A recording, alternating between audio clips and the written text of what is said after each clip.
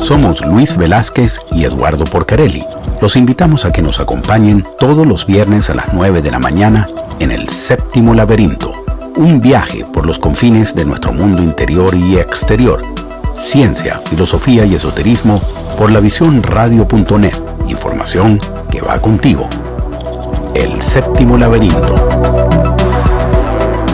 Y vamos a presentar a nuestro invitado, el doctor Enrique González Ordorgoisti.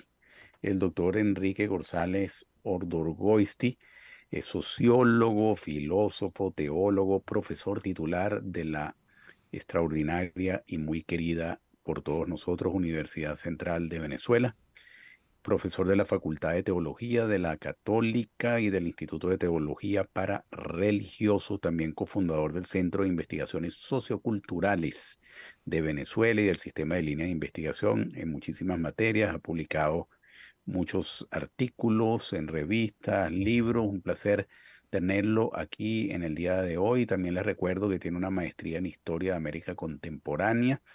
Y bueno, bienvenido Enrique González, un placer tenerte en El Séptimo Laberinto. Buenos días, Eduardo y Luis, y muchísimas gracias por invitarme nuevamente a este programa tan interesante, sobre todo por el diálogo que se establece, porque las preguntas de ustedes son como rectas de 100 millas, muy buenas. Muchas gracias, Enrique. Muchas gracias. Este tema, bueno, está lo que es la visión del mismo, del misticismo en la calle y lo que el concepto realmente embarca. Para nosotros adentrarnos en este tema, ¿qué entenderíamos por el misticismo? ¿Qué comprende el misticismo? Más allá de la unión con Dios que cualquier ser humano o creyente pueda tener, pero ¿qué entra dentro de esa categoría del misticismo?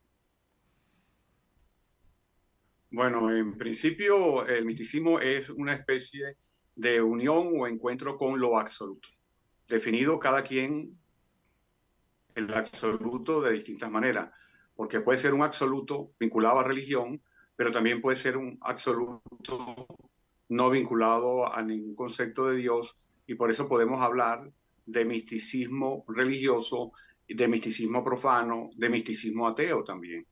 Entonces, lo importante es que el ser humano es llamado por la inmensidad de lo que lo rodea a tratar de encontrarse o de fusionarse o de estar frente a eso.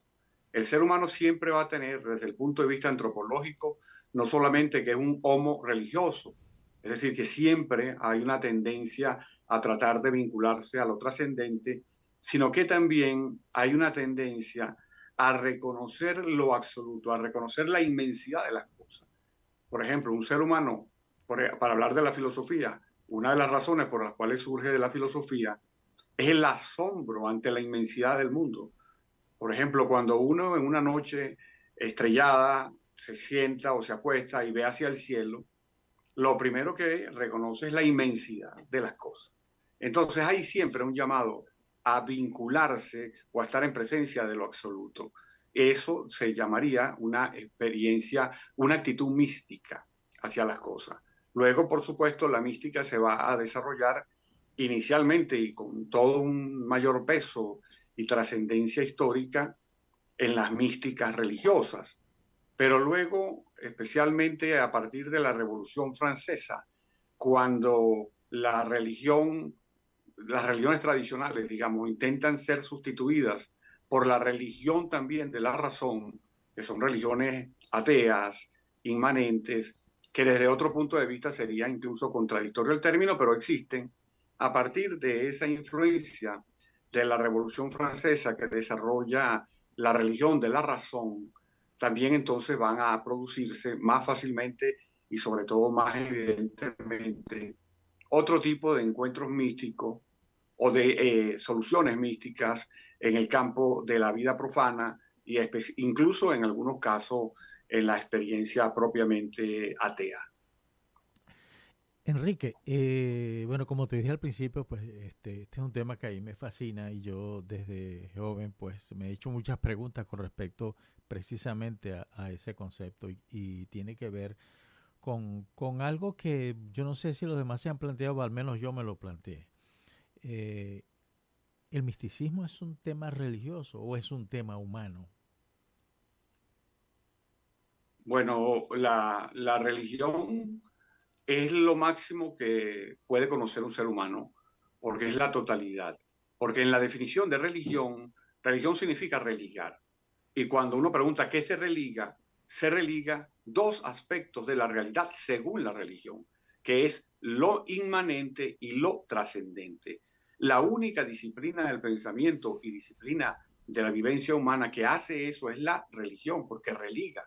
Por ejemplo, en el campo de la ciencia, tal como la conocemos a partir de Grecia hacia acá, esa ciencia trabaja y trata de indagar sobre lo inmanente, rechaza y se deslinda de lo trascendente, porque entre otras cosas no cree que exista lo trascendente. Por lo tanto, la religión es la única disciplina del pensamiento y de la experiencia de vida que intenta vincular las dos cosas, lo inmanente con lo trascendente. Dentro de ese punto de vista, es posible hablar que la mística surge siempre, o surgió inicialmente, como una mística religiosa que unía lo inmanente con lo trascendente. Pero a partir de la Revolución Francesa se crea un nuevo tipo de religión, que es una religión inmanente. Por lo tanto, no se vincula a unir lo inmanente con lo trascendente, porque no existe para esta visión, e intenta crear una religión dentro de lo mismo, dentro de lo solamente inmanente. Esto da origen a místicas no religiosas.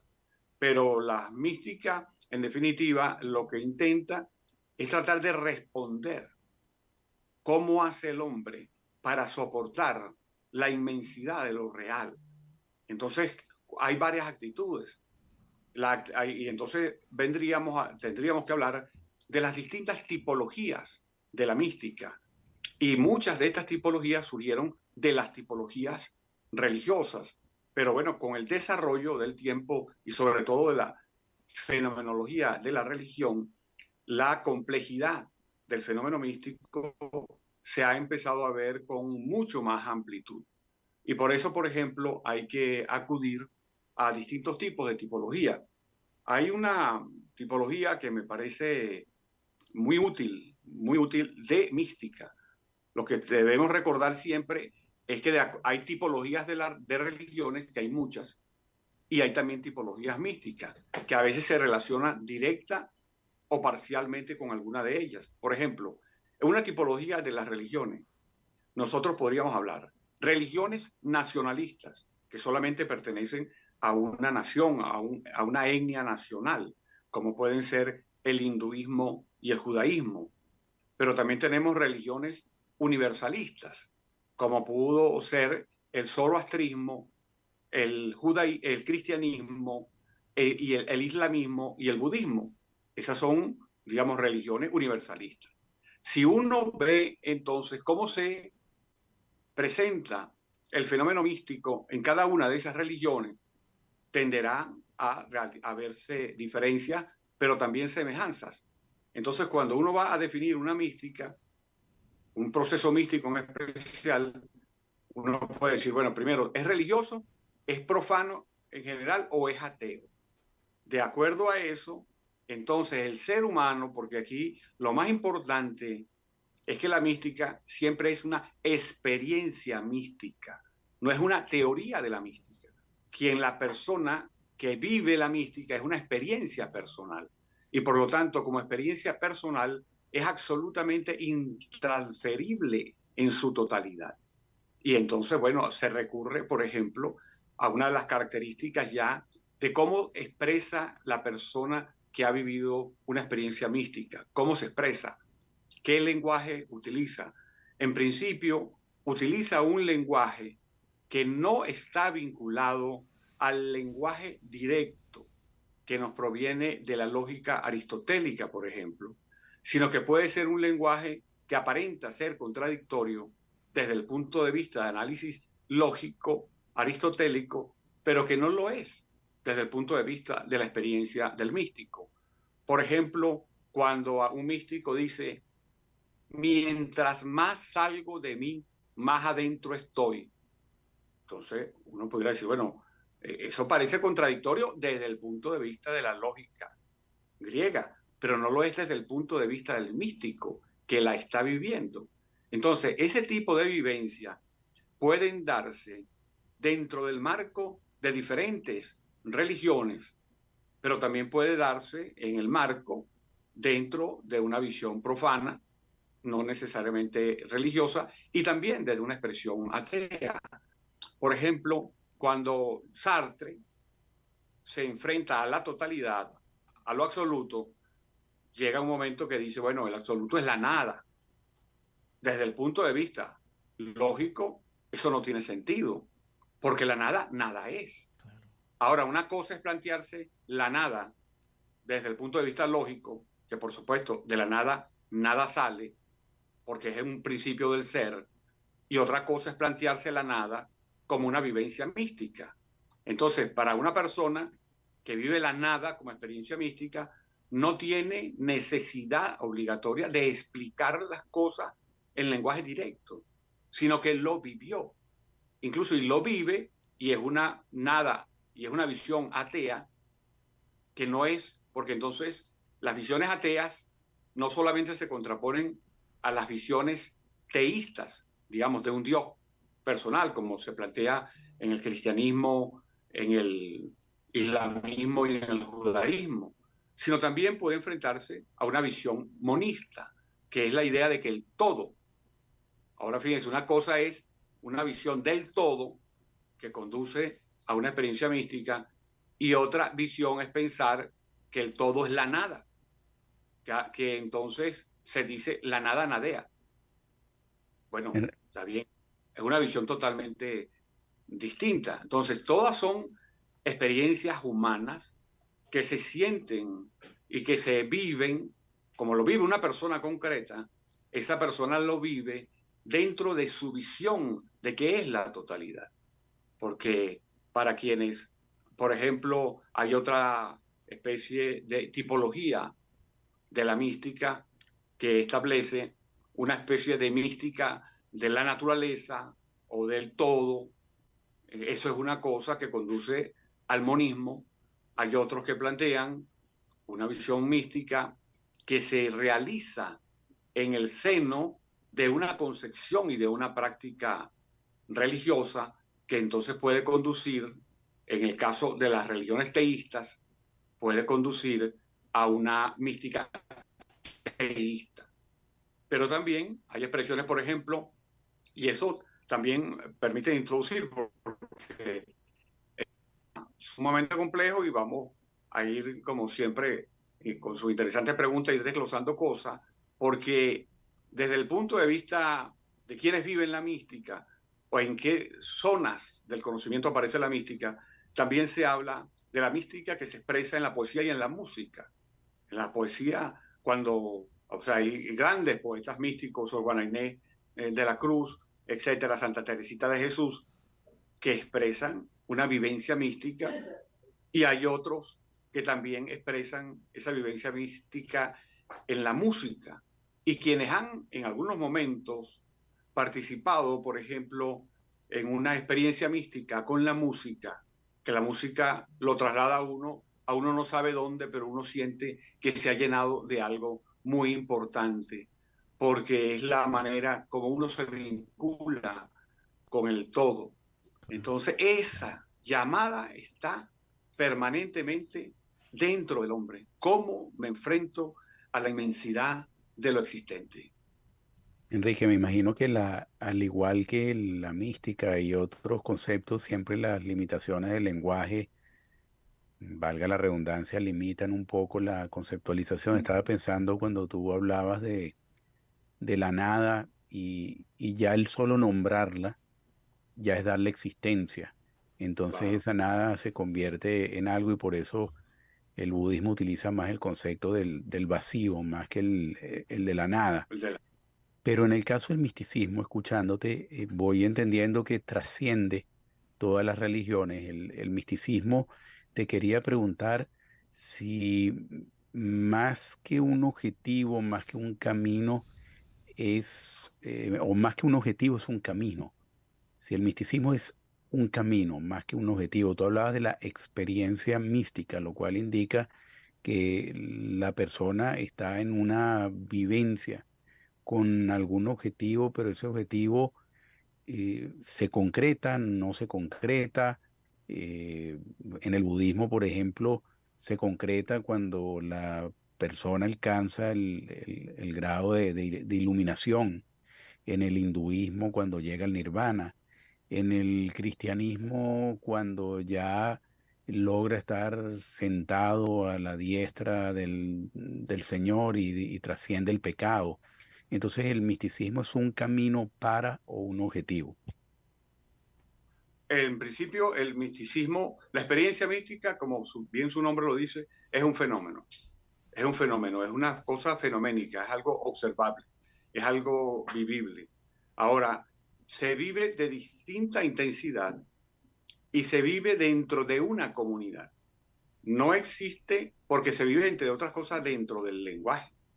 Para que una persona sienta que está experimentando algo místico, es porque esa persona maneja un lenguaje. Porque en el lenguaje que maneja es cuando se da cuenta que, por ejemplo, dice, esto que estoy viviendo no es lo cotidiano, esto que estoy viviendo no logro explicarlo, esto que estoy sintiendo no sé cómo me ha pasado. Ahí tenemos una persona que ha vivido una experiencia mística y que está dialogando consigo mismo para ver cómo le explica. Por lo tanto, por ser la mística un fenómeno y el fenómeno se explica por un lenguaje, ahí se da cuenta que está viviendo ese fenómeno místico. Ahora, ¿qué sucede? Hay diversas formas de plantearse el acceso al fenómeno místico, porque una cosa es acceder a un fenómeno místico dentro de una religión tradicional que llega y es capaz de darte una explicación, es capaz de guiarte y por lo tanto tú puedes tener la experiencia y devolverte. A otra cosa es cuando tú tienes esa experiencia mística, pero no perteneces a ninguna religión tradicional y no solamente que no sabes interpretarla, sino no sabes al salir de ella cómo volver o cómo ajustarte a la idea de que ya no la vas a tener, porque las personas no viven en una experiencia mística permanente, ni siquiera los grandes místicos, porque no podría ser posible. ¿Por qué? Porque la experiencia mística le exige tanto a la existencia del ser humano que el ser humano puede tender a desaparecer. ¿Y por qué? Incluso, ¿cómo lo explican? Si tú estás, digamos, en una religión teísta, como puede ser el cristianismo, el judaísmo y el islam, cuando tú te encuentras con lo absoluto, para ti lo absoluto tiene nombre, es el Dios personal. Y entonces, como es tu Dios personal, la mística te va diciendo qué es lo que tú puedes hacer con Dios. En el caso del cristianismo, a lo máximo que puede aspirar un cristiano es estar frente a Dios, pero no sumergirse en Dios. Porque sumergirse en Dios significa que el ser humano salga de la creación. Entonces tiene un límite de cómo explicar su experiencia y saber que si llega y la vive y en algún momento está frente a Dios, sabe que después tiene que devolverse. Porque en el marco de la religión en donde se está efectuando esa experiencia mística, el único camino es devolverse y volver a pedir el favor de Dios para un nuevo encuentro en algún momento. Ahora, ¿qué sucede cuando te enfrentas totalmente a lo absoluto, pero que no es Dios? Es lo que se llama monismo, como sucede en algunas corrientes del hinduismo. Es decir, cuando, por ejemplo, se llega a la máxima de que se dice todo es Brahman, es decir, todo es una sola cosa que es Brahman. Tu Atman, tu alma individual, es Brahman y yo soy Brahman, yo soy Atman. Entonces hay una secuencia de Brahman a Atman y de Atman a uno individual, al alma individual. Entonces ahí se dice, bueno, estoy fusionado con el todo. ¿Qué sucede si estoy fusionado con el todo? ¿Cuál es la posibilidad de devolverse? ¿O te devuelves hacia dónde? Entonces, por eso quizás, me atrevo a hacer simplemente una especulación quizás ligera, es que hay una rama del hinduismo que es la Bhakti, que ha desarrollado especialmente lo que tiene que ver con la devoción. Y en la devoción, que es la Bhakti, ellos han creado un Dios personal para tener la opción de devolverse después del encuentro con ese absoluto. Pero, ¿qué sucede con los ateos, por ejemplo? Con el ateo que plantea la nada, o el ateo que, por ejemplo, se encuentra sumergido en algo que él va a llamar, por ejemplo, la experiencia del infierno o la experiencia del cielo, así como hay la experiencia de la nada. ¿Qué sucede? ¿Cómo se devuelve? ¿Cómo se devuelve? Y especialmente porque han habido, como la famosa experiencia de Aldous Huxley, que él accedió a la mística con una manera más pragmática, que sería en un EAC, que es un estado alterado de conciencia producido por la mescalina. Ajá, pero eso, que pudiera ser asimilable simplemente como un ejemplo con algo, con el yopo que utilizan los indígenas en Venezuela, con la ayahuasca que utilizan los indígenas en Perú, o con el peyote que utilizan ciertas ramas del indigenismo, de los indios mexicanos. Ahora, si nosotros, por ejemplo, tomáramos en cuenta el peyote, que es un ejemplo que pudiera ser asimilable a la mescalina, el peyote, si nosotros recordamos los libros sobre las enseñanzas de Don Juan, Es vemos extraordinario, ¿no? cómo Carlos Castañeda va tomando una especie de curso intensivo con Don Juan, que le va explicando todo un conjunto de visiones de la vida para que cuando él consuma el peyote, sepa que el peyote es un instrumento dentro de una religión muy bien estructurada, como es esa religión indígena.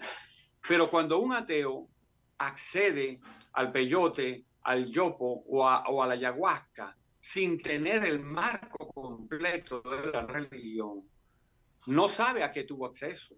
Tuvo acceso a experiencias que pueden ser o no con el absoluto, porque las experiencias, las GAC, los estados alterados de conciencia, muy pocas veces conducen a una visión mística realmente con el absoluto. Conducen a una visión esotérica o a una visión ocultista, que es otro tipo de trabajo y es otro tipo de conocimiento religioso. Pero si en una visión global de la religión, ¿cómo hace para devolverse? O incluso con algunas prácticas parecidas que realizan muy peligrosas, a veces en lo que llaman las fiestas trans, que es a través del ruido y sobre todo el ruido continuado, tú logras un estado alterado de conciencia. ¿Y qué sucede después? Bueno, veamos los informes de cómo hace la gente para volver a recuperar su relación con la normalidad y con la cotidianidad. Entonces terminó, digamos, experimentó algo que esa persona piensa que fue el encuentro con lo absoluto, etcétera, o quizás sí, etcétera. En tal caso, experimentó una situación mística. Y desde ese punto de vista sería, creo que, correcto decir que tuvo una experiencia mística, pero ¿qué le dejó? ¿Cómo hizo para conformarse con nuevamente su personalidad? Porque esa experiencia mística no te lleva a la disolución del yo permanente, a menos que te enajenes. Entonces, ¿cómo se da luego la recuperación de haber vivido ese proceso? Sí, qué excelente esta conversación. Otra de las preguntas que me he hecho, Enrique, es eh, el misticismo. ¿Cuál es el vínculo entre el misticismo y los milagros y los estigmas? Ya nos quedan 4 minutos apenas de este segmento y me gustaría que comenzaras a entrar en el tema y al terminar los 4 minutos vamos a una pausa corta y luego continúo. Bueno, yo, digamos, nunca me había planteado esa relación porque creo que son cosas bastante distintas. En el sentido siguiente, en la experiencia mística, ahí tenemos una iniciativa que parte del propio sujeto que quiere vivir la experiencia. Es decir, trata de vivir la experiencia con el todo. Hay una búsqueda, hay una iniciativa personal para vivir esa mística. El milagro tiene otra fuente de origen. El milagro de cualquier religión que estemos hablando es algo que viene de lo divino hacia la gente, de lo divino hacia lo humano. En cambio, en la mística hay un proceso de lo humano buscar a lo divino y buscar a la totalidad. Entonces son dos procesos, digamos, distintos. Enrique, generalmente el común de la gente tiene una idea sobre el místico como una persona que está alcanzando la perfección o ya la tiene, que tiene una vida contemplativa, una vida retirada, que está por encima del promedio de la gente. Pero bueno, yo informándome un poco también sobre el tema, no necesariamente un místico tiene que ser una persona que lleva una vida de claustro, en el claustro retirada, sino también una persona que en su día a día lleva una vida normal, pero que le da importancia a este tema de la unión con Dios y la significación con Dios. Pero también pienso que en el pasado quizás había más oportunidades para experimentar esa experiencia mística si uno así lo deseaba. En el mundo actual vivimos rodeados de un ruido gigantesco, de muchas distracciones, etcétera.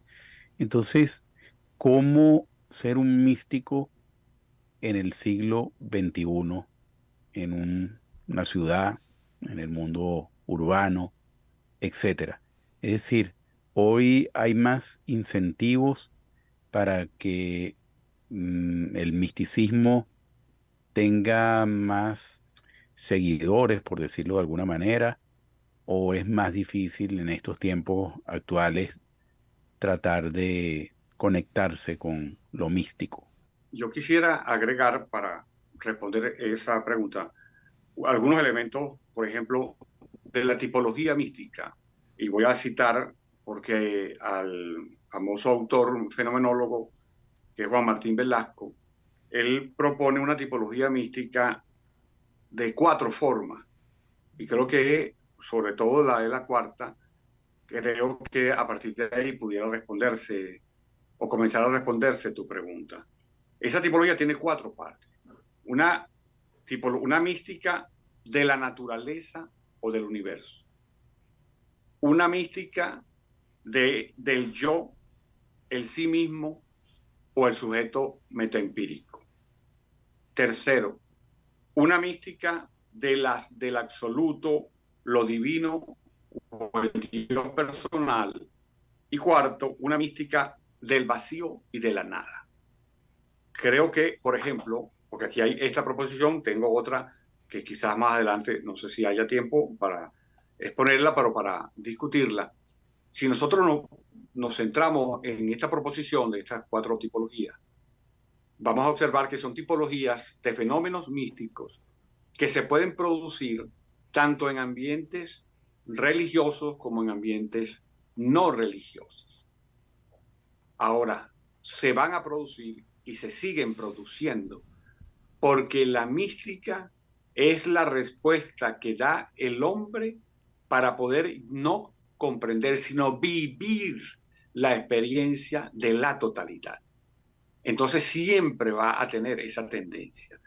Comparto contigo lo que dices, que hoy en día es más dificultoso realizar eso, porque es evidente que hay circunstancias que aparentemente impiden lo que pudiera ser las experiencias místicas que uno conoce, especialmente en las grandes religiones del cristianismo, de la diversidad del cristianismo, que son las experiencias, por ejemplo, de los santos y del enclaustramiento para poderse concentrar en la adoración, que son evidentemente procesos que ayudan a la consecución.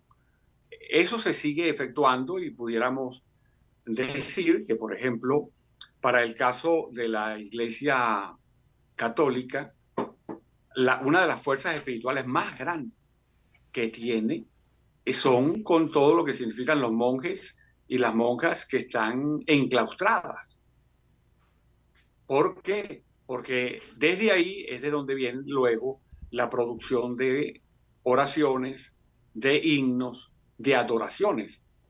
Y no es casual porque ahí se vincula con el peso y la importancia que tiene la oración. Y la oración es básica en todas las religiones.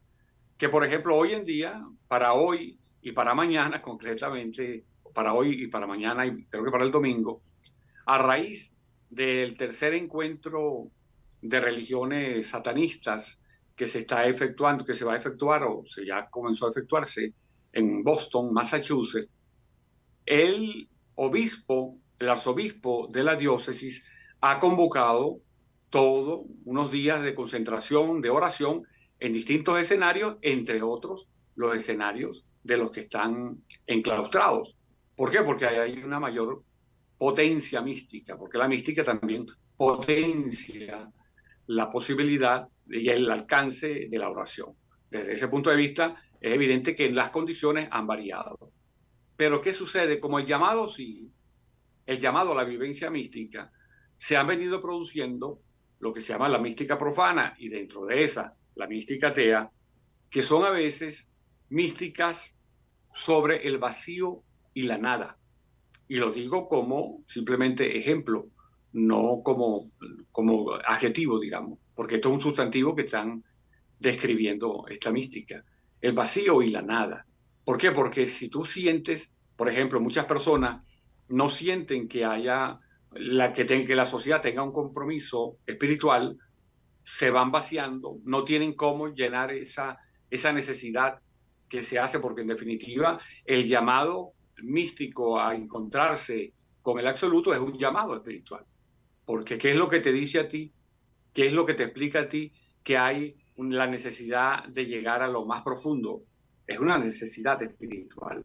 Entonces, cuando esa necesidad, las personas, por distintas circunstancias, no la pueden satisfacer a través de las organizaciones tradicionales religiosas, entonces las van creando a través de cosas adicionales. Por ejemplo, las experiencias que se hace en algún sector que se ha venido expandiendo con el llamado neochamanismo a través de la ayahuasca, antes, en los 70, especialmente con el llamado cierta parte del movimiento hippie, utilizaron el peyote buscando esa comunicación, buscando esa experiencia mística. Entonces, así otros lo están haciendo, por ejemplo, con los conciertos trans, que son conciertos permanentes con un solo tipo de ritmo, que es fundamentalmente para sacudir y para anestesiar los sentidos. Algo muy común también en otras circunstancias. Entonces, desde ese punto de vista, las experiencias siguen. El problema es que mientras las experiencias tengan menos formación, las personas que van a hacer esas experiencias tengan menos formación sobre lo que es el mundo espiritual, sobre lo que son las experiencias internas del ser, esa persona a lo mejor no consigue solucionar sus problemas, sino empeorarlos.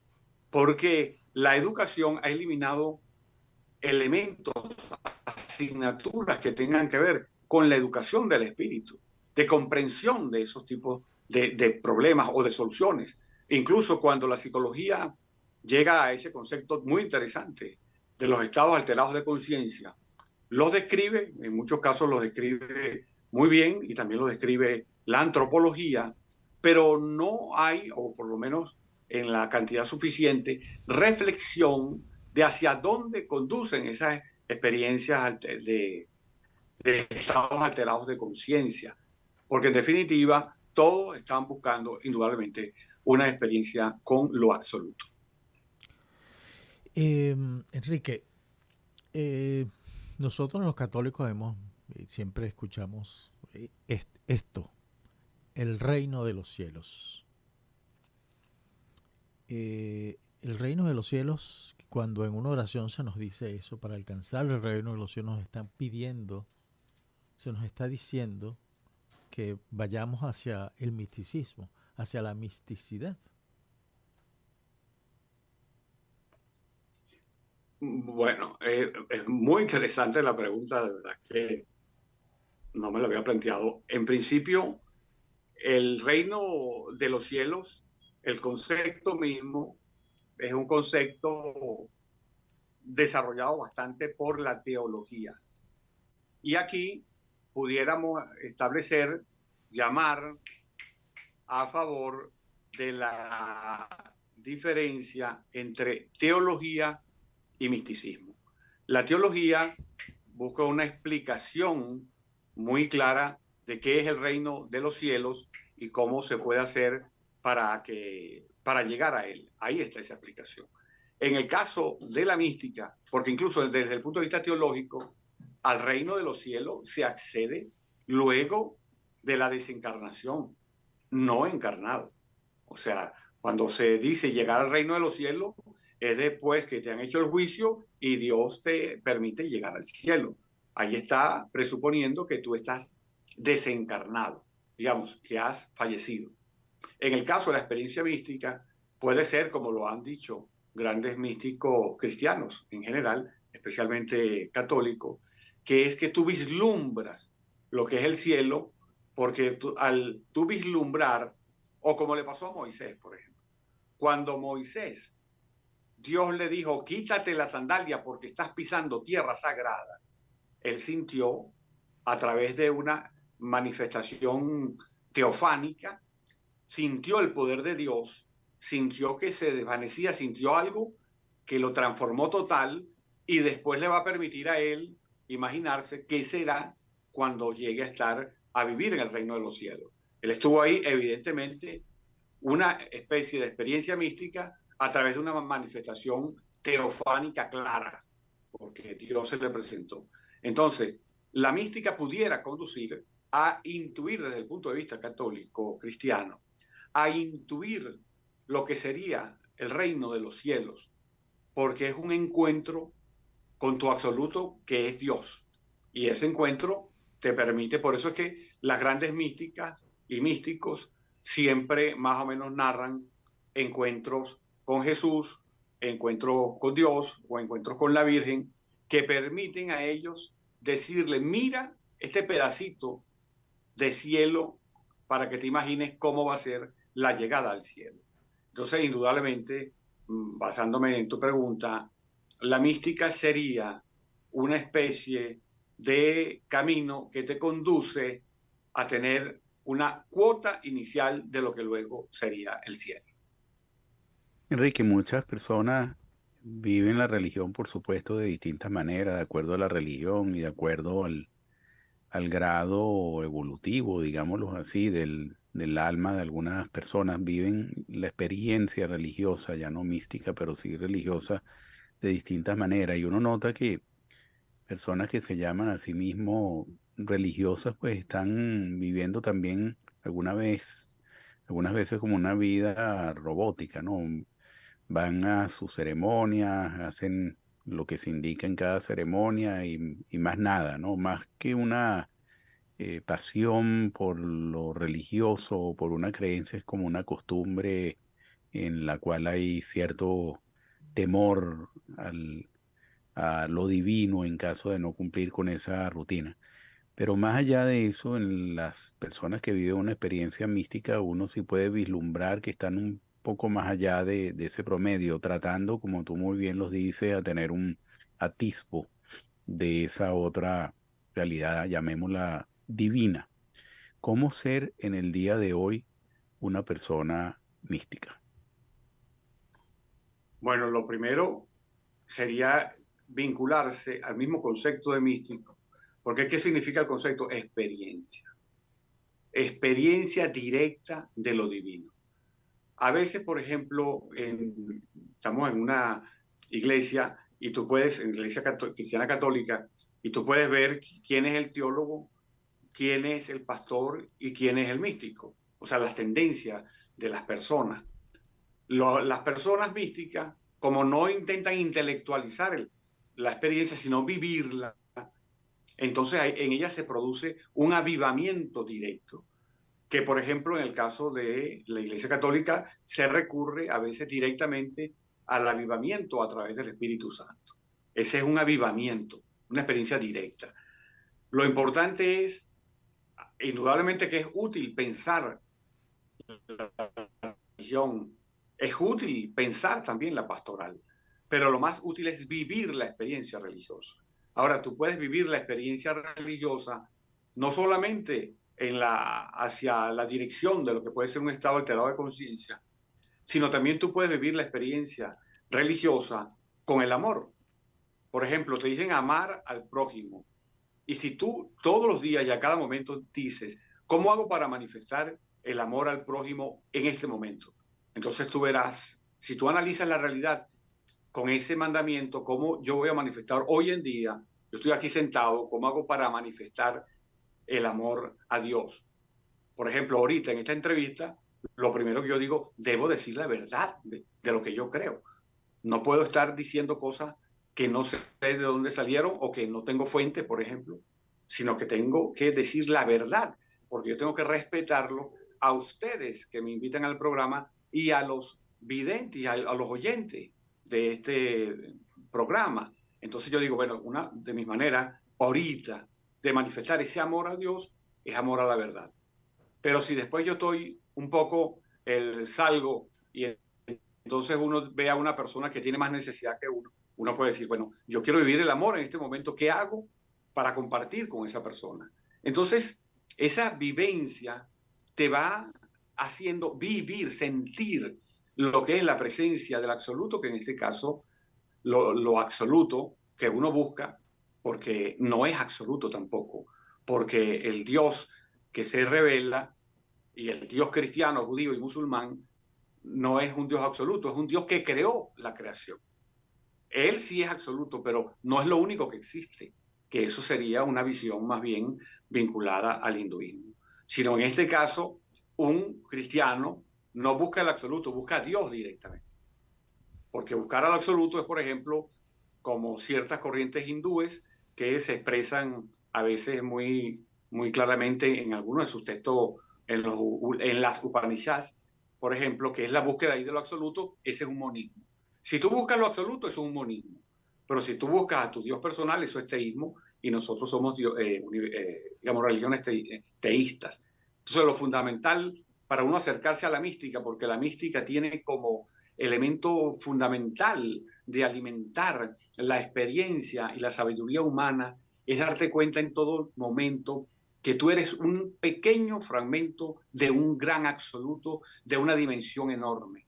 Y mientras tú más conozcas que tus dimensiones son muy pequeñas en relación a todo lo que existe, eso te da, entre otras cosas, humildad, pero también te da tranquilidad y también te da responsabilidad, porque tú eres capaz de preguntarte, bueno, yo soy apenas una pequeña gota, digamos, un océano, para utilizar una frase muy común. Ajá, pero esa gota debe tratar de ser una gota positiva, no una gota que contamine al mar, por ejemplo. Claro, claro.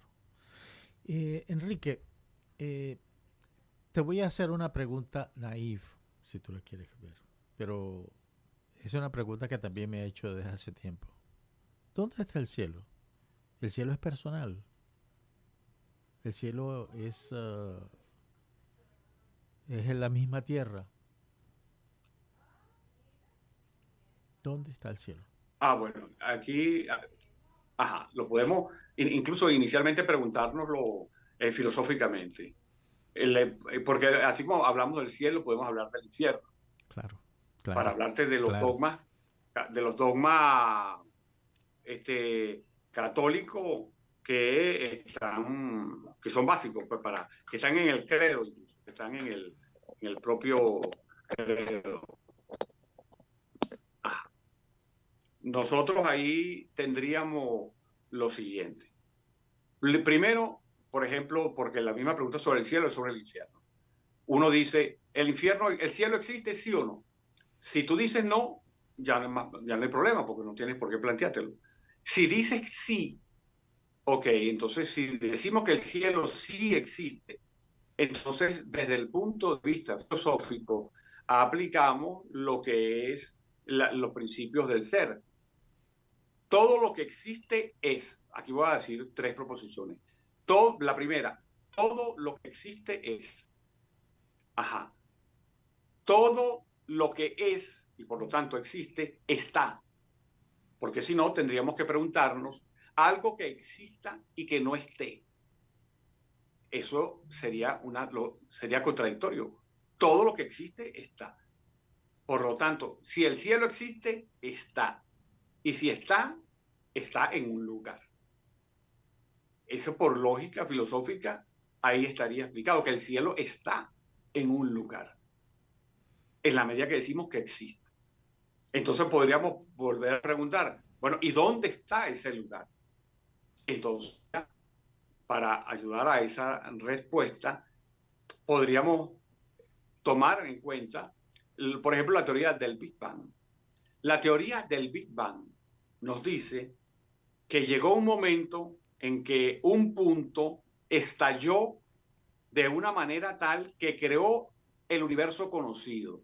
Ese punto, al estallar, creó el tiempo y el espacio, lo cual nos lleva también a preguntarnos lo siguiente. Antes, ese punto estaba, porque si no hubiese estado, no explota, estaba en algo que no es ni tiempo ni espacio. ¿Cómo lo define la iglesia? Eso es el tiempo eterno. Entonces uno pudiera decir, el cielo, evidentemente, que no está en un lugar del tiempo y el espacio. Pudiera ser esa una respuesta, sino que el cielo está en donde está el tiempo eterno. Para decirlo en términos más pragmáticos, como cuando uno discute con amigos físicos, uno le dice, mira, el cielo está antes del Big Bang.